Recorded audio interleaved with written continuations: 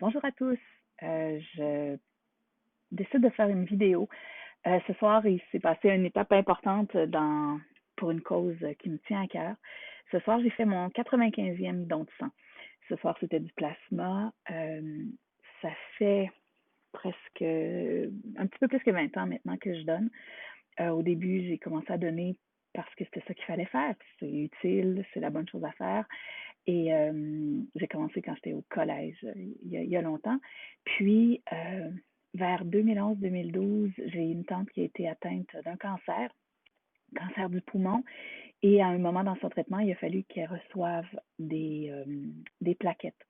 Donc, à partir de ce moment-là, je me suis dit, bon, ma famille retire de la banque de sang, en bénéficie. Donc, moi, je vais redéposer dans la banque.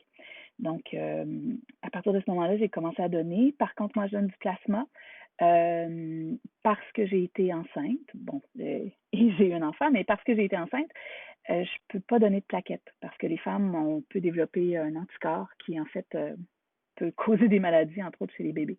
Donc, c'est pas le but. Le but, c'est d'aider et non pas de nuire. Donc, depuis 2011-2012, je donne du plasma assez régulièrement. Dernièrement, très régulièrement, compte tenu que mon travail a été mis sur pause, je me suis dit que je contribuerais d'une autre façon. Donc, pourquoi je donne? Parce que c'est la chose à faire.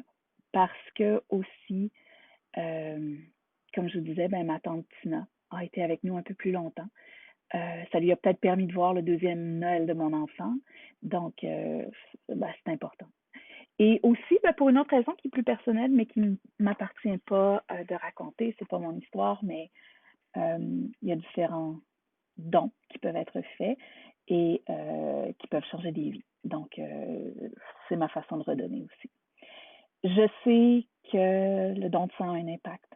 Je pense à une collègue dont son père, suite à une opération cardiaque, a reçu des transfusions de sang. Je pense à une autre collègue dont le mari a reçu une greffe et qui a dû recevoir des dizaines de transfusions de sang. Je pense à d'autres personnes près de moi qui reçoivent des immunoglobulines parce qu'elles ont des problèmes de santé, finalement. Donc, à nouveau, parce que c'est utile.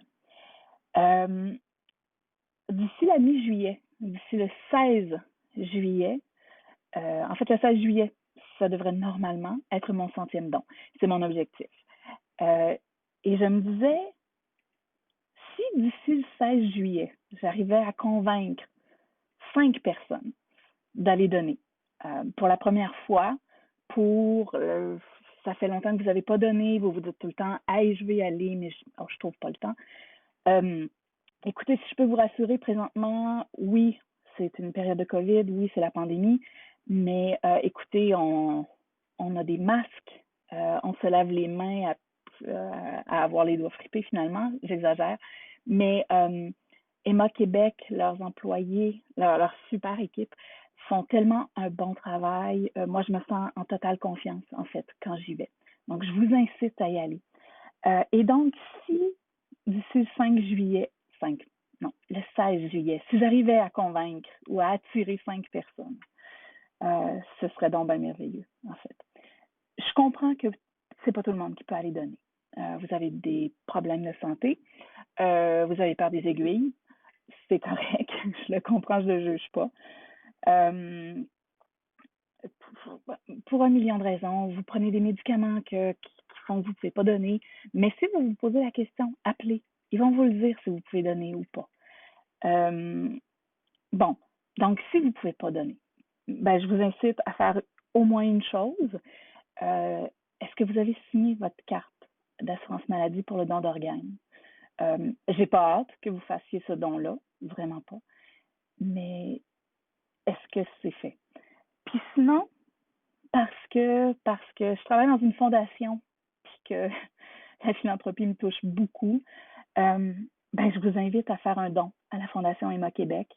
La Fondation fait de la recherche sur le sang, ils financent aussi ou ils aident le programme de lait maternel parce que oui, il y a des gens qui c'est leur forme de don. Ils donnent du lait maternel pour les prématurés ou les très grands prématurés. Donc, je vous invite à aller sur le site d'Emma Québec, euh, de la Fondation d'Emma Québec, en fait, je vais mettre un lien, de faire le don. Puis, si ça vous tente, si vous êtes game, vous pouvez faire un don en mon honneur. Euh, c'est une soirée de fierté, hein? L'épinglette 95 l'a dit. Pourquoi pas? Puis en fait, je le saurai ou simplement me le dire.